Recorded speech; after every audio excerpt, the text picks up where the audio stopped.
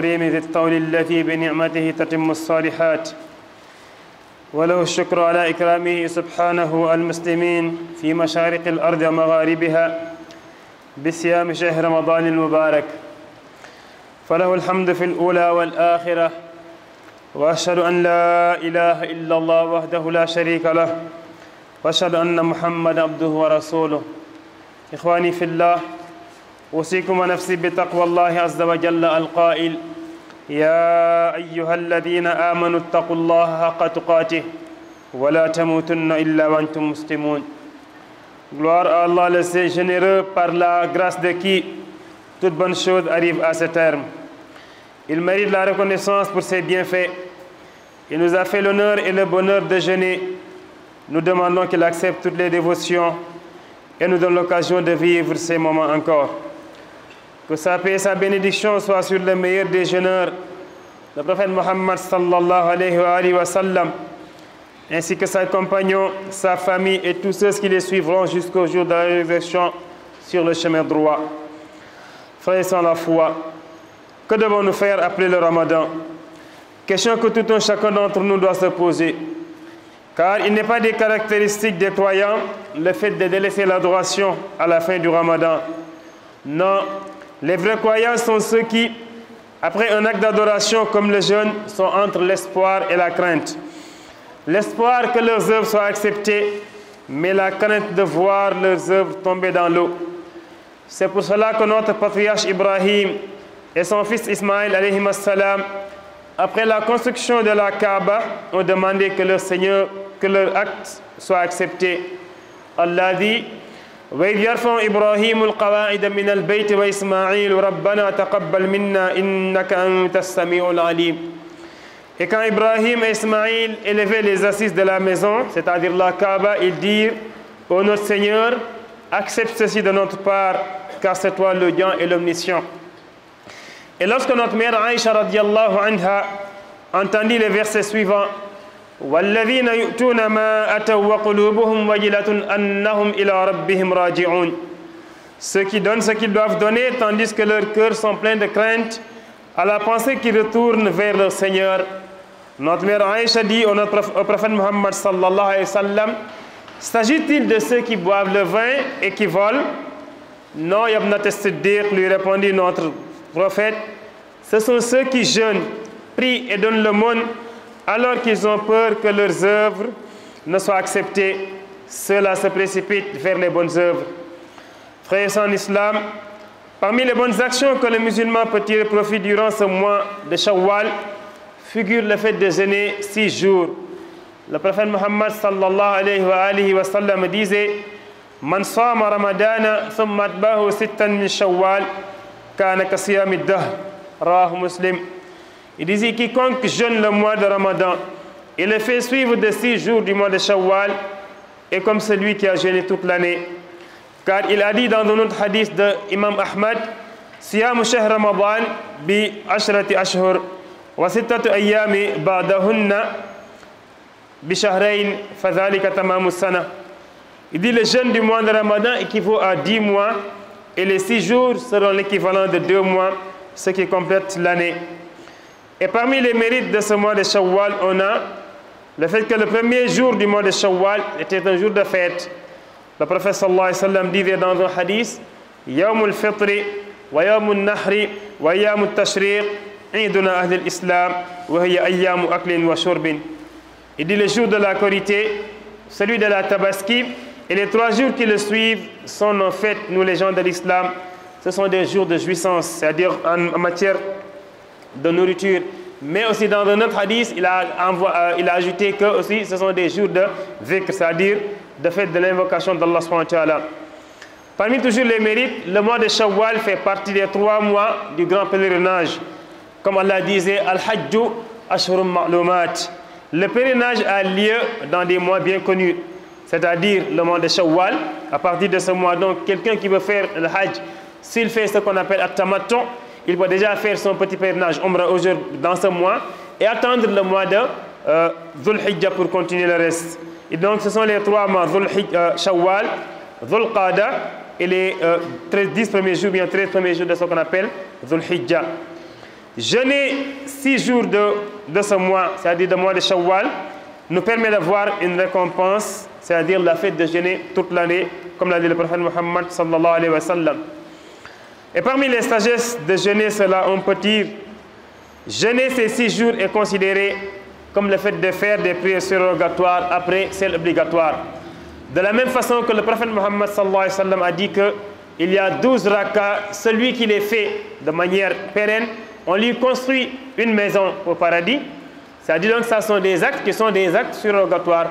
après les prières obligatoires. Donc après les jeûnes obligatoires, on peut faire aussi ce qu'on appelle des jeûnes surrogatoires. Continuer de jeûner après le Ramadan est un signe que le jeûne de Ramadan est accepté. Les pieds prédécesseurs disaient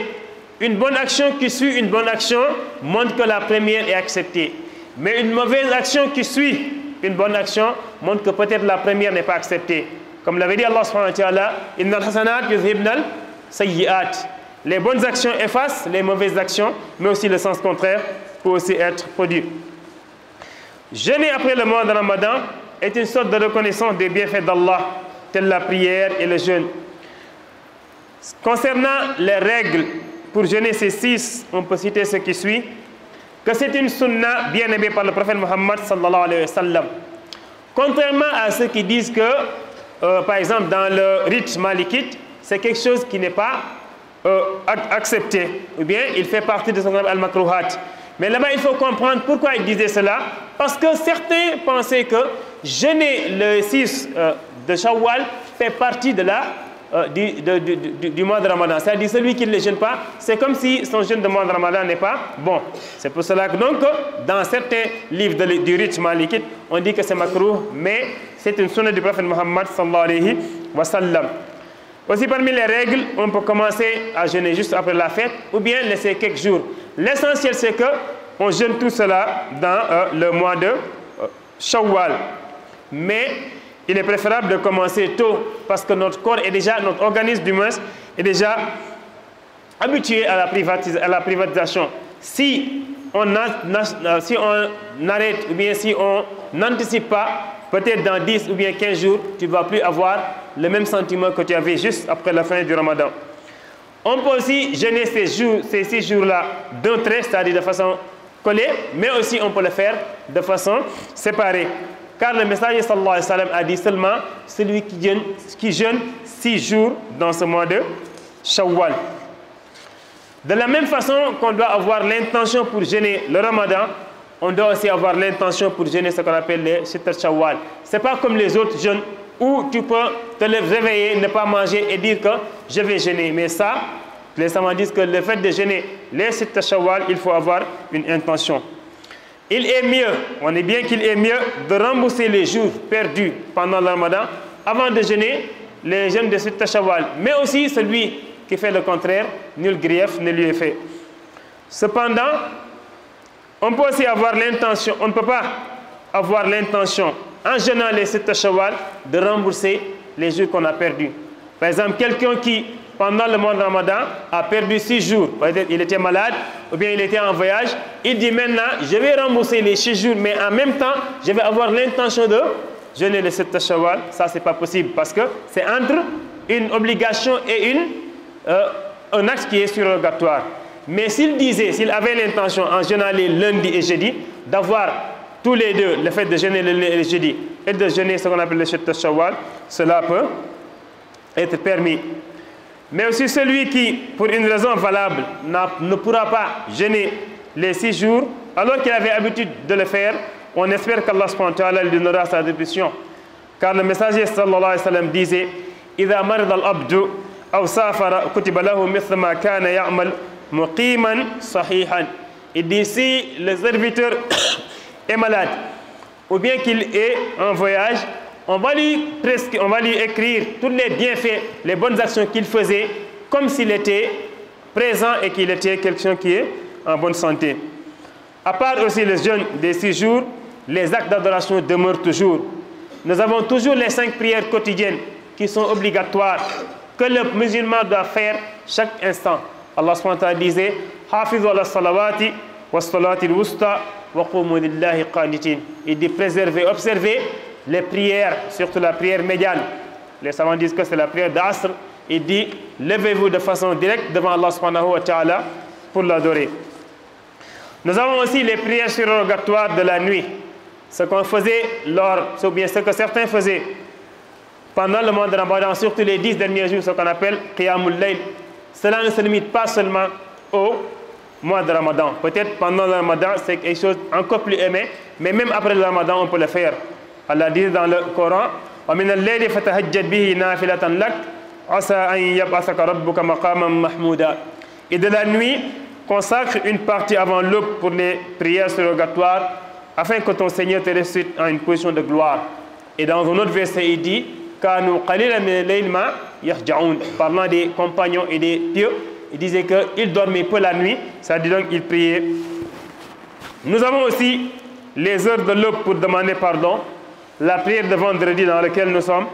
et l'heure à laquelle quiconque y invoque ses implorations sera exaucé pendant le vendredi, ou bien comme nous l'avons dit, jeûner les lundis et les jeudis, et ce qu'on appelle Ayyamul Bid, les jours de pleine lune, 13e, 14e et 15e jour du mois lunaire, ou bien faire le meilleur des jeûnes surrogatoires qui était le jeûne de Daoud alayhi salam, qui jeûnait un jour sur deux, comme l'a dit le prophète Muhammad sallallahu alayhi wa sallam. Frères en islam, en résumé, le Ramadan s'en est allé, mais le Seigneur des mondes est toujours vivant et ses recommandations sont pérennes. Celui qui a fait un mois de stage dans une entreprise, on s'attend à ce qu'il soit opérationnel. Donc attachons les ceintures et continuons dans le changement positif. Et rappelons-nous du verset d'Allah qui disait wa'bud rabbaka hatta ya'tiyaka al-yaqin. Adore ton Seigneur jusqu'à ce que la certitude, c'est-à-dire la mort, arrive. أقول ما تسمعون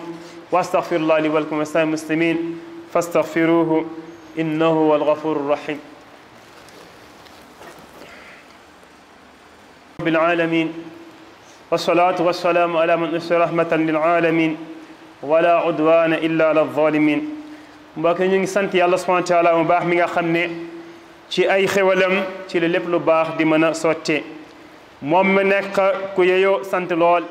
ci li mu ñu tarale ñun jullit ñi fépp fu ñu nekk ci suuf ba ñu mën woor weeru koor bu tedd bi jeexal ko yal na yàlla nangu suñuy jëf moom borom boobu mooy sant ci lu jëkk waaye te mooy sant ci lu mujj ñuy seede ne amul kenn ku ñu war a jaam ci dëgg ku dul moom borom bi subhanahu wa taala moom dong te amul benn dend di seede ne yonent Muhammad sallallahu alayhi wa sallam jaamam la moom mooy ko yónni ci la nga xam ne moom mooy diine gu leer ngir mu nekk loo xam dafay taxawal lay ci kanam képp koo xam ne ñëw na gannaaw moom ñu ñaan borom bi subhanahu wa taala di sotti ay xéewalam ak ay barkeem ci moom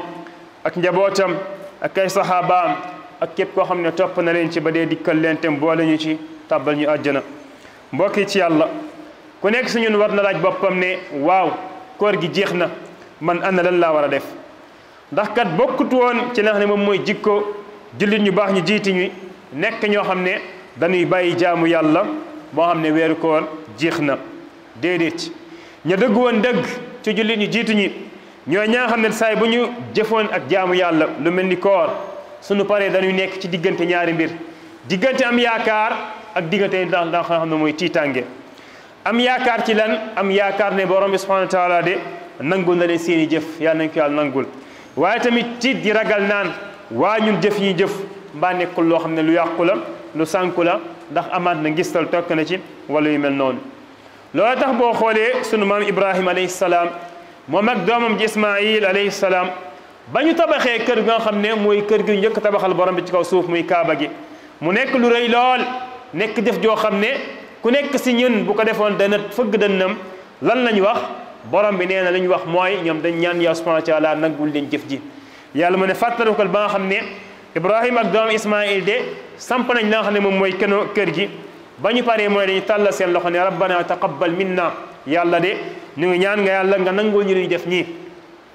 innaka anta samiul alim ndax yaa aji dégg waaye tamit yaay koo xam ne xam nga lépp loolu taxoon suñu yaay Aïcha radiyallahu anha ca xam-xam gu yaatu ga ba mu jàngee sootul muminin jékki-jékki am ci aayu mu ñëw mu ciy dégg yàlla di wax naan walladina yu'tuuna ma ataw wa qulubuhum wajlatun annahum ila rabbihim rajiun tudd ay nit ñoo xam ne dañ ne duñ def lii duñu njaaloo duñu bokkaale ak yu mel noonu mu ne mooy ñi nga xam ne dañuy joxe la ñu war a joxe yépp waaye seen xol tiit loolu ñuy ragal ndaxte ñoom xam nañ ne dañu war a dellu seen boroom. yaa Aïcha radiyallahu anha laaj suñu yonent Muhammad sallallahu alayhi wa sallam ne ko waaw sang bi xanaa ñii mooy ñaa xam ne dañuy naan sàngara di sàcc def lu bon yonent sallallahu alayhi wa sallam ne ko déedéet yow mi nga xam ne yaay doomu ko dëgg kii ma Abubakar mu ne ko déedéet ñi yàlla tudd fii mooy ñaa xam ne dañuy woor mooy ñaa xam ne dañuy julli mooy ñaa xam ne dañuy joxe seeni asaka ba pare ñu tiit naan ñoom seeni jëf yi ndax yàlla nangu na ko mu ne ñooñ ñi nga xam ne dañuy njëkkalante def lu baax yal na ñal boo ci loolu. kon bokk jullit ñi bokk na ci jëf yu baax yoo xam ne jullit bi mën na ko def bu woori koor jeexee loo xam ne moom yow sallallahu alayhi wa sallam santaane muy mu woor ci weeru korite bi juróom benni fan. yoon Muhammad sallallahu alayhi wa sallam wax ci benn xadiis mu ne képp koo xam ne woor na weeru koor mu tofal ci juróom benni fan ci weeru korite mu ne ko dafay mel ni ku woor at bi yëpp. loolu koy déggal mooy dafa wax ci benn xadiis mu ne woor benn weeru koor day tolloog nga woor fukki weer boo wooree benn weeru koor yàlla fay la fukk day toll nga woor fukki weer kon ci at bi des na ñaari weer mu ne juróom benni fan yi ngay woor dafay représenté ñaari weer mu ne loolu mooy matal at bi yëpp. bokk na ci la xam ne moom mooy ngëneelu ci weeru korite bi ci yenn yi muy ne bés bu njëkk ci weeru korite bi mooy bés la boo xam ne feet la ci jullit ñi ndax xam ngeen ne jullit ñi ñaari feet lañu amuñ ñett ñaari feet lañu am buy ñëw at bu nekk muy feetu tabaski ak feetu korite feet bi ñëw chaque semaine mooy bés bi ñu nekk tey jii muy bésu àjjuma yoon Muhammad sallallahu alayhi wa sallam di wax ci benn xadiis mu ne bésu korite ak bésu tabaski ak ñetti fan ñu tafu ci bésu tabaski mu ne loolu de sunu feet la ñun waa lislaam mu ne bés la yoo xam ne bés la yoo xam ne dañ ciy lekk di ci naan ci benn xadiis mu ne ay bés la boo xam ne tamit dañ ciy lan tudd borom bi subhanahu wa taala. ni ki noonu weer bi ñu nekk di weeru korite dafa bokk ci weer yi nga xam ne ci weeru aj la yàlla subhanahu wa taala dafa wax ci alquran mu ne alhajju ashhurun ma'lumaat mu ne aj de dañ koy def ci weer yoo xam ne yu xam la weer yooyu ñetti weer la muy weeru korite bi ñu nekk weer bi ci topp muy weeru zulqaada ak fukki fan yu njëkk wala fukki fan ak ñett yu njëkk yoo xam ne moom mooy weeru tabaski foofu la ñuy ajee. kon tey jii comme dafa dem aj am na benn façon boo xam ne ñu ko tuddee tamattu nga xam ne day umra ba pare delluwaat solaat li mu soloon ba aj bi ñëw mu commencé waat kooku bu ko neexee tey jii ci weer bi mu dem def umraam ñëw toog xaar ba weeru tabaski bi ñëw mooy weeru haj mu door dem commencé def la nga xam ne moom mooy eggali ajam wala mu bàyyi ba weer bi ñëw muy zulqaada mu def loolu wala ci début weeru aj bi mu def loolu mu ne kon ci weer la yoo xam ne weeru aj la. niki noonu nit ki fekkente ne comme ni ñu ko waxee woor na juróom benni fan yooyu borom bi subhanahu wa taala dana ko may ceeba boo xam ne bu rëy la. ñu xool xikma yi nga xam ne bokk na ci lool nit ki bu fekkente ne woor na juróom benn fan yooyu dafay tolloo comme ne dafay naafile ci ay julli ndax ñun ñoom xam nañ ne julli juróom mooy farata waaye yonent Muhammad sallallahu alayhi wa alihi wa sallam wax na ne gannaaw julli juróom yooyu am na fukki rakk ak ñaar yoo xam ne nit ki bu ko saxoo borom bi subhanahu wa taala dana ko tabbel dana ko tabaxal ab kër ci àjjana. niki noonu tamit nit ki woor la xam ne moom mooy weer koy muy farataam ba pare mu tofal ci juróom benn fan yi day nekk kon ak naafila weeru koor ba pare continuer di woor la xam ne moom mooy juróom benn fan yooyu dafa nekk loo xam ne day doon mandarga boo xam ne dañ ciy rafet a njort ne kon yow la nga waroon ci weeru koor yàlla subhanahu wa taala nangu na ko ndax salaf dañ daan wax naan jaamu yàlla bu fekkente ne beneen jaamu yàlla da ci tafu kon dañu jàpp ne kon jaamu yàlla bu jiitu bi dafa nangu waaye bu leen ki dafa jaamu yàlla ba pare dem teg ci bàkkaar dañuy jàpp ne kon amaat na la mu jëkkoon nekk loo xam ne borom subhanahu wa taala nangu ko te nit ki yàlla doon wax naan jëf yu baax yi dañuy dindi jëf yu bon yi waaye tamit contre bi xamal tamit loolu dafay nekk loo xam ne lu am la. nit ki bu fekkee tamit mi ngi woor gannaaw weeru koor dafay mel ni koor dafay dolliwaat di sant boromam subhanahu wa taala ci lu mu ko defal ci ay ngëneel lu mel ni julli lu mel ni woor kon moom xam na ne kon weeru koor bi ñëwoon nekkul comme ni gars yi yaakaar ak fardo boo xam ne jeex na. comme ni ko ñeen di waxee doo gunge mën la gunge mat teeru ma boo xam ne man combat mag laay def déedéet kooku bu fekkente ne yaa ngi woor kon yow daf mel yaa ngi sant borom bi subhanahu wa taala ci xéewal googu mu la defal. bu ñu xoolee léegi ci àtte yi ñu xam ne woor juróom benn fan yooyu am na ko mooy ne bu njëkk jàppal ne sunna la bu dëgër boo xam ne yonent Muhammad sallallahu alayhi wasallam daf ko digal mu wuuteeg liñ koy waxee rawatina boo ñëw ci Sénégal wala lépp li ñuy wax naan ñoom ci ngiiru Maalik lañ bokk dañ naan ci ngiiru Maalik dañ ko sib ci yenn téere yi lan moo tax ñu sib ko ñu ne parce que ñoom dañuy bañ nit ki jàpp ne koon juróom benni fan yooyu ci weeru koor la bokk ndax am na ci dëkk yoo xam ne dañ daan wax naan ñoom weeru juróom benn fan yooyu mooy koor gu ndaw kon yow jàppal ne loolu boo xamee ne yow juróom benn fan yooyu bokk ci koor yi kon xamal ne sunna la bu yonent Muhammad sallallahu alayhi wasallam diggale woon yow li la war moom nga def ko ñaareel bi mooy yow pour woor juróom benni fan yooyu bu la neexee bañ jullee ba ci ëllëg sa rek mën nga tàmbale juróom benni fan yooyu wala leen nga xaar ba jamono ji loo xam ne antan nga ko nga woor ko l'essentiel mooy na nekk ci loo xam ne moom mooy weer bi ñu nekk waaye li gën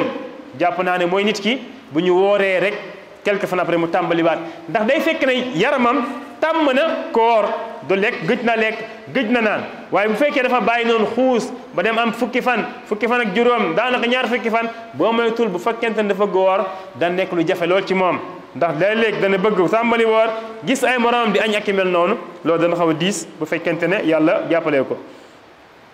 ni ki noonu bu fekkente dafa kii ki dafa bëgg woor juróom benn fan yooyu am na choix bu ko neexee mu tegle ko bu ko neexee buy woor mu woor tey noppaleku wooraat suba noppaleku ba nga xam ne moom mooy juróom benni fan yooyu mat ndax yonent Muhammad sallallahu alayhi wa sallam mi wax ci hadith bi waxoon ne dañ koy toftale wala dañ koy ñàkk toftale ni ko noonu borom xam ne dañuy wax naan la nga xam ne mooy woor juróom benni fan yi foo mu ànd ak yéene comme na nga daan yéene ci la xam ne moom mooy weeru koor donte naafila la ndax am na koor yoo xam ne bu la neexee masalan comme ni ko yonent sallallahu alayhi wa sallam daan defee nga xëy rek seen kër wooruloo xëdduloo sax defal dara waaye nga xëy rek balaa 10 heures ndekkeeguloo naan goo ndox nga jàpp ne woor nga bu la neexee loolu ci yoneen kooru sunna yi waaye borom xam dañ naan bu fekkente wooru sutta shawal yi moom dafa nekk loo xam ne day am yéene day wax tamit li gën mooy nit ki bu fekkente ne amoon na ay boru koor mu fay boru koor gi ba pare doora woor juróom benn fan yi loolu mooy li gën waaye tamit bu fekkente ne faygul ay juróom benn fan yi mu amee mu woor tamit loolu tamit nekkul loo xam ne luñ koy ŋàññe la waaye li gënoon am solo mooy mu jeexal juróom weeru kooram ba pare door ko mën a fay niki noonu nit ki mënta am ñaari yéene maanaam am ay bori koor ba pare bëgg wooraale en même temps loo xam ne moom mooy juróom benn fan yooyu misaal nit koo xam ne ci weeru koor am na 6 jours yoo xam ne wooru ko amaan dafa tukki wala mu feebar wooru ko léegi koor gi ñëw mu ne xaaral ma woor juróom benn fan yooyu waaye amaana yéene woor juróom benn fan yoo xam ne moom mooy sut shawal loolu mënul nekk faw mu fay ba pare door a woor juróom benn fan yeneen yi lenn moom mën na nekk mu woor boo xam ne wooru sunna la boole ko masalan na ndeg jeudi tàmmoon na di ko woor wooru sunna la mu woor ko ba pare amaat ci yéene la xam ne moom mooy juróom benn fan yooyu loolu mën na nekk waaye mënul boole la xam ne moom mooy farata ak la xam ne moom mooy sunna nit ki tamit mën na am yéene yi woor juróom benn fan yi mu tàmmoon ko woor sax waaye amaan na ci weeru korite gi am loo xam ne gaar na ko dafa feebar wala mel noonu ba wooru ko loolu mën nañu am rafet njort borom subhanahu wa taala fay ko loolu li mu daan woor ndax yonent Muhammad sallallahu alayhi wasallam dafa ci benn xadis mu ne jaam bi fekkente ne dafa feebar wala mu tukki borom subhanahu wa taala dana ko bindal ni ma ko daan bindal ci ay tiyaaba comme bu fekkente ne dafa teew ba pare nekk ku wér kon loolu dalee wan ne kon yow ñaari jamono ñii mooy jamono boo xam ne yaa ngi wér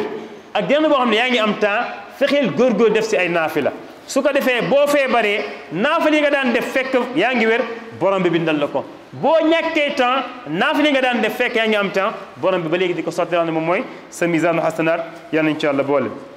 mbokk yi ba gannaaw juróom benni fan yooyu ba léegi jaamu yàlla ba léegi jeexagul ndaxte ci am na loo xam ne avant koor gi biir koor gi après koor gi yëpp farata la lu mel ni julli juróom yi ñuy julli. da ngeen di gis ci koor gi macha allah jumaa yi dañuy fees lool nit ñi di njëkkante jàkk ji yow sax léeg-léeg boo daan tàmm dem ay 5 minutes wala 10 minutes avant boo ñëwaan ci weeru koor gi daanaka place yëpp fees nañ waaye mal asafi shadid malheureusement gannaaw koor gi moom daanaka jumaa yi daan fees da ngay jékki-jékki ci koñ bi ne waa man fii laa daan julle wala déet ndax da daan fees del waaye léegi di daanaka gars yi léegi nekk na ñoo xam ne dañ koo bàyyi.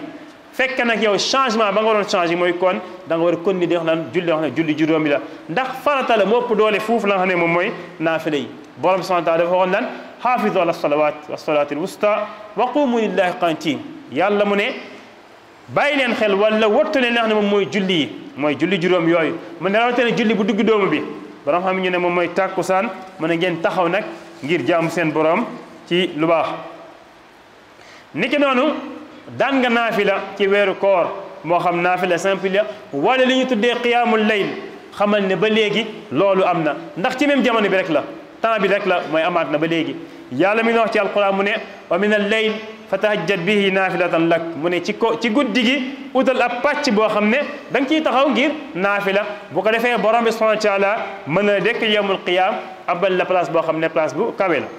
ci benn aaya mu doon wax naan kaanu qalilan min al-layli ma yahja'un mu ne ñoom danañu nekkoon ñoo xam ne tuuti ci nelaw ci guddi gi lañuy nelaw après ñu jóg di naafila kon yow mi ko daan def tamit fexeel nga wutaat pàcc boo xam ne même boo dul naafila guddi gi yëpp comme ni ko daan defee ci fukki guddi yi mujjee yi nga ci pàcc boo xam ne di nga ci jóg di jaamu borom subhanahu wa taala ni que noonu waxtu yoo xam ne da nga daan profité lu mel ni fajar balaa muy xar ngir daan mën a jéggalu sa borom subhanahu wa taala loolu tamit ba léegi mën nga ko continuer bésu àjjuma yi ngay fekkee julli yi rawatina yeneen waxtu yi niki noonu ci bésu àjjuma bi sallallahu alayhi wa sallam am na ci waxtu woo xam ne nit ki bu ci toogee di ñaan borom subhanahu wa taala yàlla dana ko nangu ba léegi mooy mën nga def li nga xam ne moom mooy di woor ay wooru naafila lu mel ni lundi ak jeudi loolu sunna yonent Muhammad sallallahu alayhi wa sallam loon mu ne lundi bi ak jeudi bi daal na ci woor ndax ci lundi boobu ci la juddu se lañ ko tamit yónni ci jeudi bi dañuy présenté suñuy jëf ci kanam borom subhanahu wa taala mu ne kon bëgg na bu ñu koy présenté ay jëfam fekk mu woor wala ngay woor ñu tuddee ayyaamul biid mooy fukki fan ak ñett fukki fan ak ñeent ak fukki fan ak juróom ci weer bu ne mooy weeru li ñu tuddee weeru wolof laa wax nga xam ne da ngay fekk li nga xam ne moom mooy weer bi day mat nekk loo xam ne cercle blanc la boobu ñun saasam daan na digle nit ñi pour ñu woor wala fekkee mën nga ko tamit nga def woor bi gën muy woor yonti yàlla Daawud alayhi salaam mooy woor tey dog suba woor tey dog suba loolu mooy woor bi gën bi ñu daan def nag moom mooy sunna kon mbokk yi weeru koor dem na naam waaye nag borom bi ñu doon jaam ba léegi mi ngi fi weeru koor dem na ki nga xam ne moo joxe woon ay digal ne nañuy woor di ko jullil di ko ñaan kooku ba léegi mi ngi fi te dañu xalaat ci nit ki fekkente ne dafa dem stage def fa stage pour formation ba pare lu ñuy xalaat mooy bu génnee ci stage boobu la mu jàngoon yépp mu nekk loo xam ne daf koy teg en pratique kon tey ji nañu war a gën a takkaat suñu ndigg xamaat ne amoon nañ ab soppeeku boo xam amoon nañ ko ci weeru koor gi kon nañ fexe ba soppeeku googu ci wàllu baax ñu continuer si su ko defee ñu bañ a nekk ñoo xam ne ba ñuy dugg ci weeru koor nañu meloon ba ñu génnee noonu la ñu melaatoon loolu bu fekkee loolu la ñu am amuñu loo xam ne moom mooy génnuwaay ci weeru koor boobu noonu ndax dañu war nekk ñoo xam ne dañu war a gën a nekk ci lu baax ñu bàyyi xel ne jaamu yàlla amul benn bés bu mu lay wàcc lu dul rek sa ruug yi malakal moo dafa ñëw yóbbu ko moo tax borom bi ne wa'bud rabbaka hatta ya'tiyaka al-yaqin jaamul sa borom ba dee dikkal la ñu ñaan borom subhanahu wa ta'ala mu def ñoo xam dañ koy jaamu ba dee dikkal ñu allahumma habbib lana al-iman